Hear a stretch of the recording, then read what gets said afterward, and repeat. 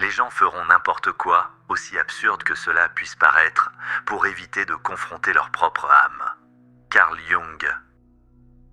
Avez-vous déjà remarqué que certaines personnes peuvent être entourées d'amis et pourtant se sentir profondément seules? Vous êtes-vous déjà demandé pourquoi certaines conversations semblent de plus en mieux, de plus en plus vides, même lorsque tout le monde paraît s'amuser? Et si le sentiment d'isolement que vous craignez n'était pas dû à l'absence de personnes, mais à un excès de personnages? Le privilège d'une vie est de devenir ce que l'on est réellement. Cette phrase de Carl Jung est souvent répétée comme un message de découverte de soi. Mais on parle rarement du prix psychologique qu'elle renferme. Car devenir ce que l'on est réellement ne signifie pas trouver une meilleure version de soi-même. Cela signifie perdre de nombreuses versions de soi que l'on a construites pour être acceptées. Peut-être que le problème n'a jamais été la solitude. Peut-être était-ce la quantité de bruit qui vous empêchait d'entendre ce qui se passait déjà en vous. La plupart des gens croient qu'être seul signifie être déconnecté. Mais Jung a observé quelque chose de bien plus inconfortable. Beaucoup d'individus passent leur vie entière sans jamais entrer en contact avec eux-mêmes. Entourés de relations, d'opinions, d'attentes et de validations extérieures, ils vivent constamment accompagnés par les autres et constamment éloignés de leur propre identité. Ce que nous appelons l'appartenance n'est souvent qu'une adaptation permanente, un ajustement silencieux, une négociation constante entre ce que vous êtes et ce que vous devez paraître être. Et pendant des années, cette négociation semble fonctionner. Vous recevez de l'approbation, vous évitez les conflits, vous maintenez vos relations. Mais il existe un effet secondaire presque invisible. Plus vous investissez d'énergie à soutenir une image, moins il vous en reste pour connaître la personne qui se cache derrière elle. C'est pourquoi certaines périodes d'isolement provoquent tant d'inconfort, parce qu'elles éliminent les distractions. Et lorsque les distractions disparaissent, il ne reste qu'une seule question, celle que la plupart des gens évitent toute leur vie. Qui suis-je lorsque personne ne me regarde ?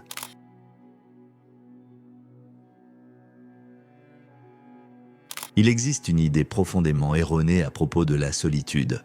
La croyance qu'elle commence lorsque les gens s'en vont. Mais en réalité, elle commence souvent bien avant cela. Elle commence lorsque vous réalisez que vous êtes entouré de personnes et que, malgré tout, personne ne vous voit réellement. Dès notre plus jeune âge, nous apprenons quelque chose qui est rarement enseigné de manière explicite.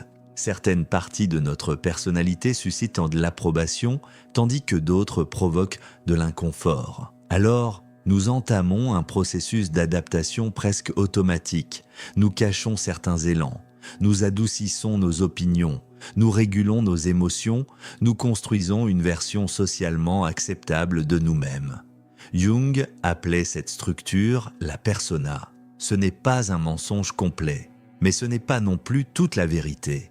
C'est une interface, un masque nécessaire pour naviguer dans le monde. Le problème apparaît lorsque le masque cesse d'être un outil et commence à prendre la place de l'identité. À ce moment-là, quelque chose de curieux se produit. Vous continuez à fréquenter des gens, mais leur relation n'est plus vraiment avec vous. Elle est avec le personnage. Ils admirent ce que vous avez appris à montrer. Ils approuvent ce que vous avez appris à offrir. Ils réagissent à la version soigneusement ajustée pour correspondre aux attentes de votre environnement. Et alors surgit un sentiment difficile à expliquer, une sorte de vide silencieux, car même lorsque vous recevez de l'affection, de la reconnaissance ou de l'attention, une partie de vous sait que tout cela n'atteint pas ce que vous êtes réellement. C'est pourquoi tant de personnes se sentent seules au sein de leur relation, de leur groupe ou de leur famille. Non pas parce qu'elles manquent de liens, mais parce qu'elles manquent de présence. La présence de leur propre identité. Et c'est peut-être précisément à cet endroit que le véritable voyage commence. Non pas lorsque les autres disparaissent, mais lorsque vous réalisez que vous avez passé des années accompagné de tout le monde, sauf de vous-même.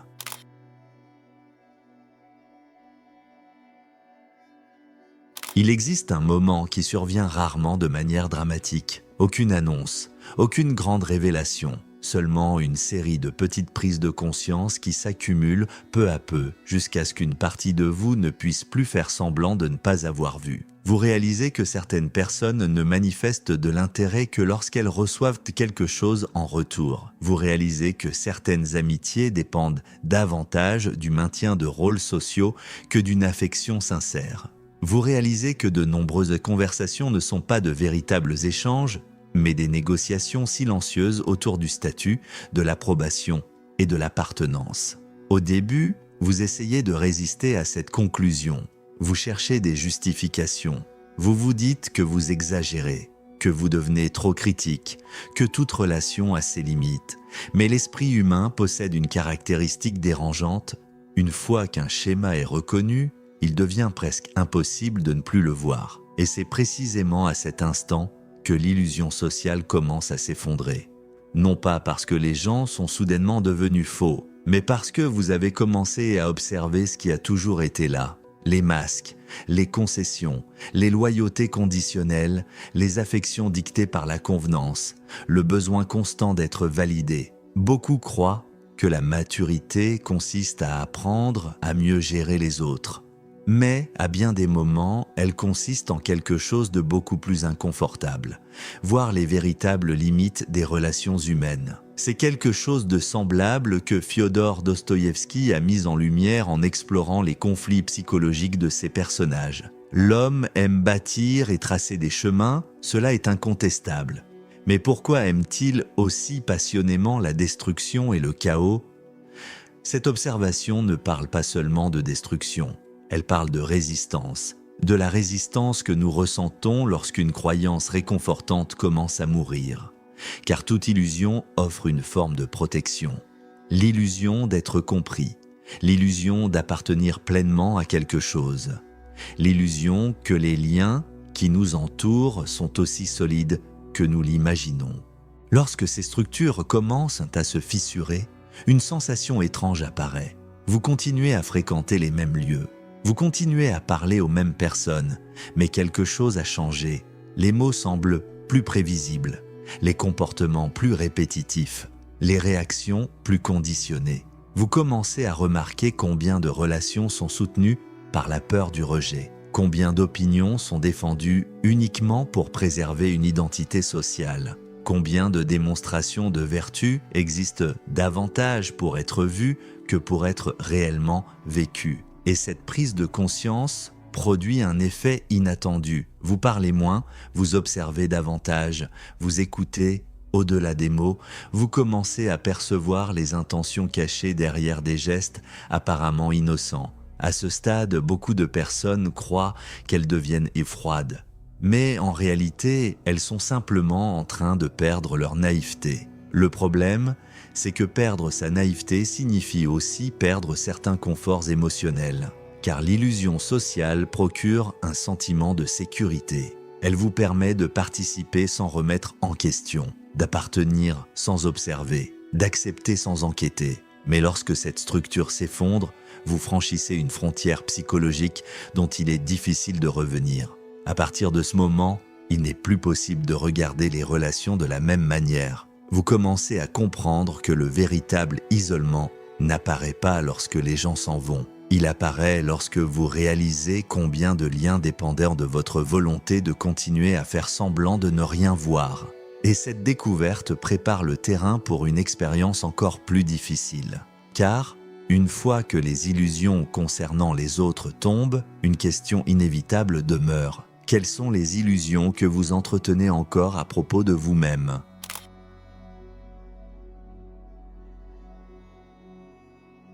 Il existe une différence fondamentale entre acquérir des connaissances et acquérir de la conscience.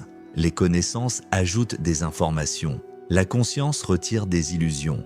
Et c'est précisément pour cette raison qu'elle fait mal. Pendant longtemps, vous avez cru que le problème venait des autres. Des déceptions, des rejets, des relations qui n'ont pas fonctionné. Cela semblait logique. Après tout, il était plus facile de situer l'origine du malaise à l'extérieur de soi. Mais vient un moment où cette explication ne suffit plus, car la conscience ne pointe pas seulement ce que les autres ont fait. Elle pointe ce que vous avez permis. les silences que vous avez gardés, les besoins émotionnels que vous avez niés, les versions de vous-même que vous avez construites uniquement pour être acceptées. C'est à cet instant que commence la rencontre avec ce que Jung appelait l'ombre. Non pas la partie malveillante de la personnalité comme beaucoup l'imaginent, mais tout ce qui a été refoulé afin de garantir l'appartenance. La colère qui a dû prendre l'apparence de la gentillesse, la tristesse qui a dû ressembler à la force, l'authenticité qui a dû se déguiser en adaptation. Pendant des années, ces parties sont restées cachées, elles n'ont pas disparu. Elles ont simplement été repoussées dans des régions de l'esprit que vous avez appris à éviter. Mais la conscience possède une caractéristique inévitable. Elle éclaire ce qui était dissimulé. Et lorsque cela se produit, l'inconfort est inévitable, car vous réalisez que nombre de vos comportements ne sont pas nés de choix libres.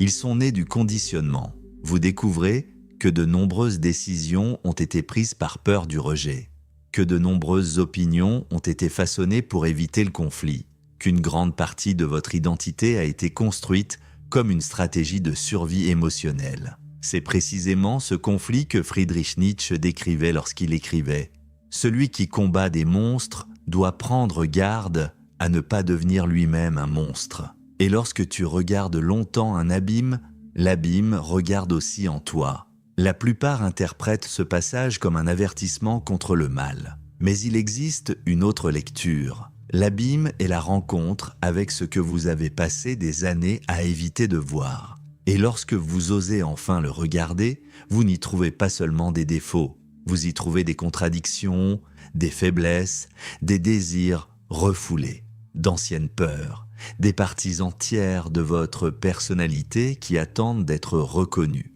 C'est pourquoi la conscience est souvent confondue avec la souffrance, car avant d'apporter la clarté, elle provoque le désordre. Les certitudes disparaissent. Les anciennes justifications cessent de fonctionner. La persona commence à se dissoudre. Et pendant un certain temps, vous ne savez plus exactement qui vous êtes. Mais c'est peut-être là la phase la plus importante de toute transformation, car le véritable changement ne commence pas lorsque vous trouvez des réponses.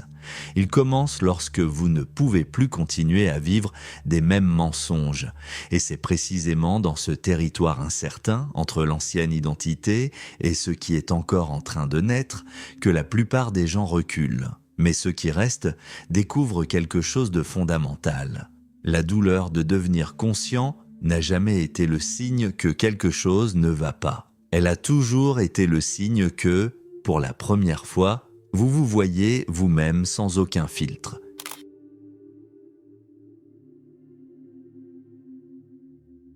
Il existe une étape de la solitude dont presque personne ne parle. Elle survient après la douleur, après la confusion, après cette période où vous avez l'impression d'avoir perdu quelque chose d'important. C'est le moment où le silence cesse de paraître vide et commence à révéler ce que le bruit dissimulait. Au début, être seul ressemble à une perte. Vous ressentez l'absence des conversations, des habitudes, des distractions et même des personnes qui n'avaient déjà plus vraiment leur place dans votre vie. L'esprit cherche désespérément à combler les vides. Il recherche des stimulations, des justifications, des explications, n'importe quoi pour éviter de faire face à ce qui est en train d'émerger. Mais le silence possède une caractéristique particulière. Il ne répond pas immédiatement, il attend. Et c'est précisément dans cette attente que quelque chose commence à changer.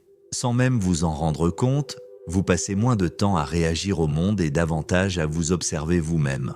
Pour la première fois depuis de nombreuses années, il n'y a plus de public devant lequel vous devez jouer un rôle. Il n'y a plus de groupe exigeant votre adaptation. Il n'y a plus cette attente permanente qui détermine qui vous devriez être. Et alors, une question silencieuse émerge. Qui suis-je lorsque personne n'attend rien de moi? Cette question paraît simple, mais elle possède une profondeur vertigineuse, car une grande partie de l'identité humaine se construit par réaction.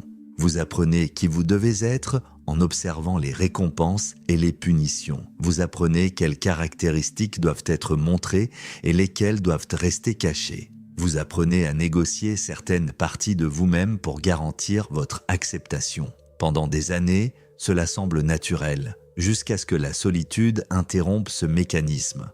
Et lorsqu'il est interrompu, de nombreuses structures commencent à s'effondrer. Des objectifs qui semblaient importants perdent leur sens. Des relations qui paraissaient indispensables cessent d'occuper le même espace émotionnel. D'anciens besoins révèlent leur véritable origine. Vous réalisez que beaucoup d'ambitions sont nées de la comparaison, que beaucoup d'insécurités sont nées du besoin d'approbation, que beaucoup de choix sont nés de la peur. Cette prise de conscience ne survient pas d'un seul coup. Elle apparaît lentement, comme quelqu'un qui ajuste progressivement la mise au point d'une lentille. À chaque nouvel ajustement, vous voyez un peu plus clairement. Et plus vous voyez clairement, moins vous êtes disposé à vivre de façon automatique. C'est à ce stade qu'une transformation profonde se produit. Vous cessez de rechercher l'intensité et commencez à rechercher la vérité. Vous cessez de chercher l'approbation et commencez à rechercher la cohérence. Vous cessez de vous demander comment vous serez perçu et commencez à vous demander si cela a réellement du sens pour vous. Vu de l'extérieur, cette transformation paraît minime, mais intérieurement, elle change tout. Vos décisions deviennent plus silencieuses. Votre attention devient plus sélective. Votre énergie cesse d'être dispersée dans toutes les directions. Vous apprenez que toute opinion ne mérite pas une réponse, que toute critique ne mérite pas une défense, que toute présence ne mérite pas d'avoir accès à votre intimité. Et cela ne se produit pas parce que vous êtes devenu froid. Cela se produit parce que vous avez enfin compris la valeur de votre propre énergie. Le silence enseigne quelque chose que la foule parvient rarement à enseigner, qu'être entouré de personnes ne signifie pas être connecté, et qu'être seul ne signifie pas être perdu. En réalité, c'est souvent l'inverse qui se produit.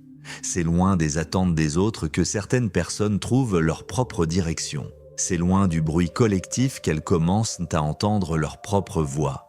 Et alors apparaît une autre forme de liberté, non pas celle qui naît de l'absence de responsabilité, mais celle qui naît lorsque votre identité cesse de dépendre de l'approbation des autres. À ce stade, la solitude cesse d'être une menace. Elle devient un espace, un territoire intérieur où vous n'avez rien à prouver. Vous n'avez besoin de convaincre personne. Vous n'avez plus besoin d'incarner un personnage.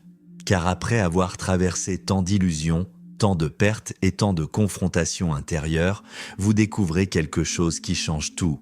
Le silence n'a jamais essayé de vous éloigner du monde. Il essayait simplement de vous ramener à vous-même.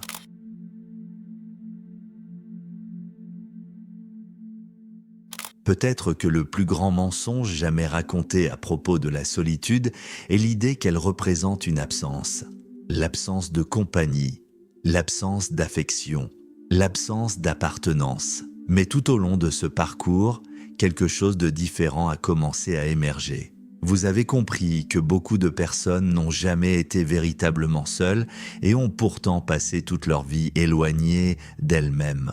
Nous avons vu comment la persona se construit pour garantir l'acceptation, comment l'illusion sociale crée un sentiment artificiel d'appartenance, comment la conscience démantèle les récits réconfortants et expose ce que nous avons passé des années à tenter d'éviter, et enfin comment le silence peut devenir un espace de reconstruction. Mais il existe un détail qui est rarement mentionné.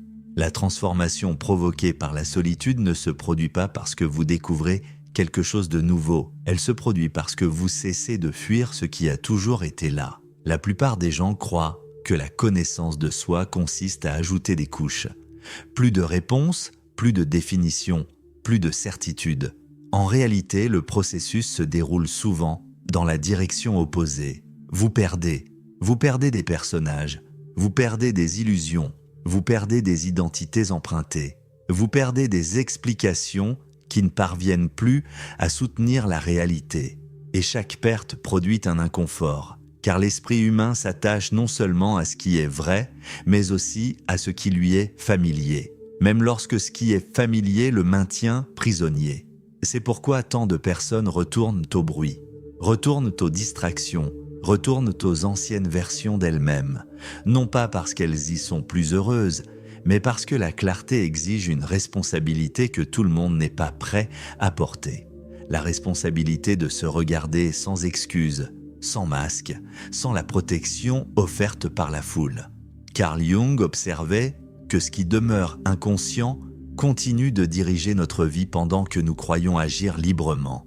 Et c'est peut-être précisément ce que la solitude révèle. Les mécanismes invisibles, les dépendances émotionnelles, les peurs silencieuses, les parties de l'identité qui ont été construites pour survivre et non pour vivre. La question n'est pas de savoir si vous serez compris par tout le monde. Vous ne le serez probablement pas. La question n'est pas de savoir si vous continuerez à appartenir au même lieu. Peut-être que ce ne sera plus le cas. La véritable question est ailleurs, une question simple mais profondément inconfortable. Si toutes les attentes extérieures disparaissaient demain, si personne ne pouvait plus vous approuver, vous rejeter ou définir qui vous devez être, que resterait-il de votre identité? Et plus important encore, auriez-vous le courage de vivre comme cette personne?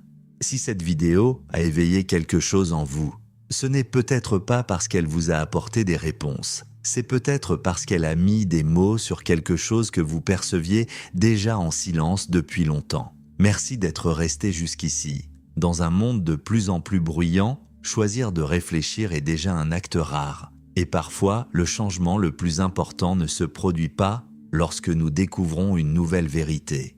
Il se produit lorsque nous cessons de fuir une ancienne vérité. On se retrouve dans la prochaine vidéo. D'ici là, observez plus profondément ce qui se passe en vous lorsque le bruit s'arrête et que le silence commence à parler.